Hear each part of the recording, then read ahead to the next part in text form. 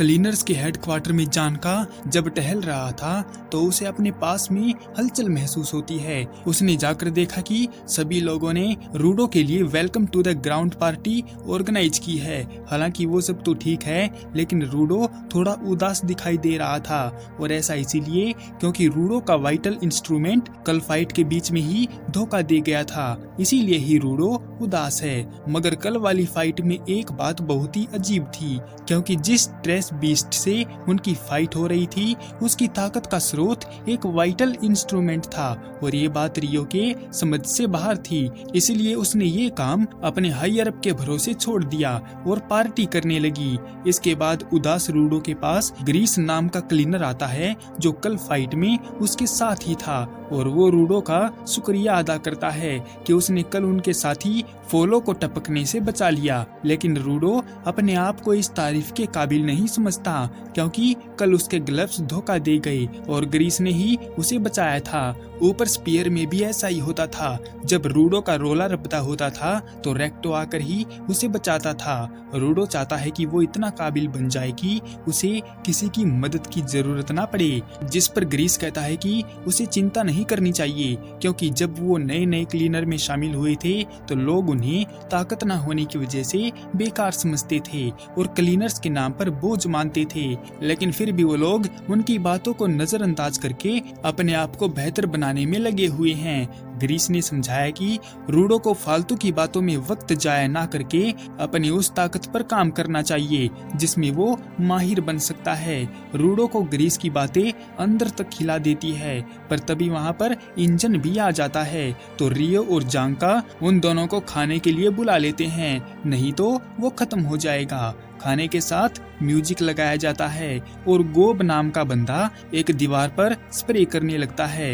Engine रूडो को उस पर ध्यान लगाने को कहता है, क्योंकि वो बंदा अपने काम को काफी बेहतर तरीके से करता है। सभी लोग उसे ध्यान से देखने लगते हैं कि आखिर वो क्या ड्रॉ करने वाला है।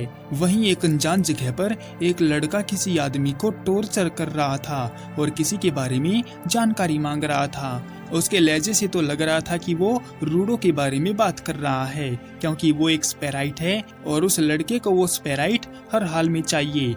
इसके बाद सेमियू के पास एक कॉल आती है, तो वो एक टीम को तैयार कर देती है, क्योंकि उसके पास एक रिक्वेस्ट आई थी ट्रेस बीस्ट को खत्म करने के लिए। हालांकि वो सब तो ठीक है, पर जानका इस बात के खिलाफ है कि अभी तक रूडो क्लीनर बना तक नहीं है, तो वो उनके साथ क्यों है। सेमियू समझाती है कि एक ट्रेस बीस्ट ने किसी मर्चेंट पर हमला करके उसका सामान चुरा लिया है और अब उसे वो वापस चाहिए, और उसने ये भी बताया कि वो सामान ऊपर से आया एक स्पैराइट है जहाँ से रूडो आया था, इसीलिए उन दोनों को बात करने देने के लिए ही रूडो को भेजा जा रहा है। हालांकि रूडो उन पर बोझ नहीं बनना चाहता, क्योंकि उसके वाइटल इंस्ट्रूमेंट सही से काम नहीं करते, मगर फिर भी रूडो इस उम्मीद में जाने के लिए तैयार हो जाता है कि उसे ऊपर जाने का कोई रास्ता मिल जाएगा। रही बात इंजन की, तो उसे जरूरी काम आ गया था, इसीलिए उसने जानका को ये काम सौंप दिया। रास्ते से चलते हुए रूडो को पता चलता है कि ग्रीस अपने साथ कोई वेपन नहीं रखता। वो लड़ने के लिए अपनी हैंड टू हैंड स्किल का इस्तेमाल करता है, लेकिन सेल्फ डिफेंस के लिए ग्रीस एक छुरा पास में जरूर रखता है और साथ में एक ताबीज भी, जिससे वो प्रार्थना करता है मिशन पर जाने से पहले कि सब लोग सही सलामत लौट आएं। फिर उनके पास एक मर्चेंट लेडी आती है और उन्हें ट्रेस बीस्ट के पास ले जाने लगती है, क्योंकि सेमियू को रिक्वेस्ट भेजने वाली वही है। वो चाहती है कि उसका स्पैराइट जल्दी ही उसे मिल जाए। रूडो उसके बारे में पूछने लगता है, तो लेडी बताती है कि उसने भी अभी तक स्पैराइट से बात नहीं की है। वो जब उसे मिला था तो बेहोश था। वो जाने लगते हैं और जानका को कुछ ठीक नहीं लगता, क्योंकि ट्रेस बीस्ट इंसानों को देखते ही उन पर हमला कर देते हैं, जैसे रूडो पर किया था, और यहाँ तो बीस्ट उसे घर ले गया, जो कि काफी अजीब है। फिर जैसे ही वो बीस्ट के घर तक जाते हैं तो लेडी उनको अंदर भेजकर पीछे से धक्का दे देती है, जिससे वो आगे जाकर धक्के ले जाते हैं और उनके नीचे वाली फर्श की जमीन गीली होकर टूट जाती है और वो सब के सब नीचे गिर जाते हैं। लेडी ने बताया कि ये सब उसका नाटक था, उन सबको यहाँ लाने का, खासकर उनके साथ आए स्पैराइट को, यानी रूडो को। इतना कहकर लेडी मिट्टी का ढेर बन जाती है और क्लीनर्स के सामने एक लड़का और एक लड़की हाथ में इलेक्ट्रिक लैंटर्न्स पकड़े हुए आते हैं। तो जानका समझ गया कि वो रीडर्स हैं और उन्हीं ने उन सबको धोखे से यहाँ बुलाया है। रीडर्स जानका से रूडो को उनके हवाले कर देने को कहते हैं। ये देखकर रूडो के सिर के ऊपर से सारी बात निकल जाती है।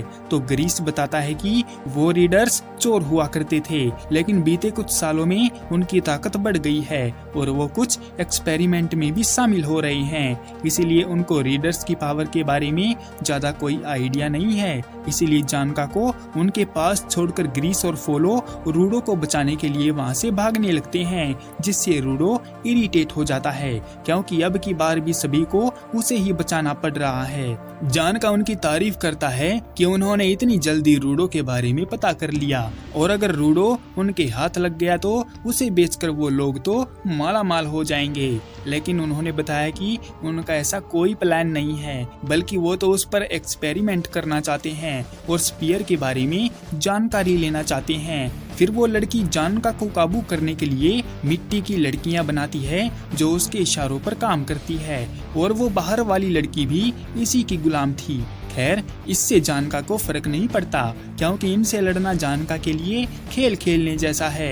जानका अपनी छड़ी घुमाते हुए उन लड़कियों को खत्म करने लगता है तो लड़की का साथी रीडर मिट्टी में छुपकर जानका पर हमला बोलता है, जिससे जानका दूर जाकर गिरता है और अब तो वो आदमी जानका के लिए मुसीबत बन गया था क्योंकि वो मिट्टी की लड़कियों की आड़ लेकर उस पर लगातार हिट कर रहा था और वो लड़की जानका को अपने बनाए मिट्टी के दलदल में फंसा रही थी। जानका उनके लड़ने का तरीका समझ जाता है कि लड़की मिट्टी को कंट्रोल करके स्टैचू बनाती है और आदमी अपने वाइटल से अटैक करता है। मतलब वो दोनों साथ में लड़ते हैं और अगर एक को भी अलग कर दिया गया तो वो कमजोर पड़ जाएंगे। जानका बताता है कि उसने हर रोज की बातों को ध्यान में रखते हुए अपनी छड़ी को इस्तेमाल करने में मास्टरी कर ली है और अब वो उनको उनकी औकात दिखाएगा। फिर जैसे ही लड़की हमला करती है तो जानका छड़ी को जोर से जमीन पर दे मारकर उसकी एनर्जी से एक एक स्टैचू को झांक लेता है और उनमें छुपे आदमी को पकड़ लेता है और उसे पीटना शुरू कर देता है और कुछ ही सेकंड्स में उन सबको डिफीट कर देता है। लेकिन जानका की परेशानी यहीं पर खत्म नहीं हुई क्योंकि उसके पीछे वही लड़का आकर खड़ा हो जाता है जो उस आदमी से जानकारी निकलवा रहा था। अब जानका क्या करेगा और आखिर रूडो कब तक बच के भागता रहेगा और वो लड़का कौन है जो जानका के पीछे खड़ा हुआ था, उसका मकसद क्या है, देखेंगे नेक्स्ट एपिसोड में। तब तक के लिए सायोनारा।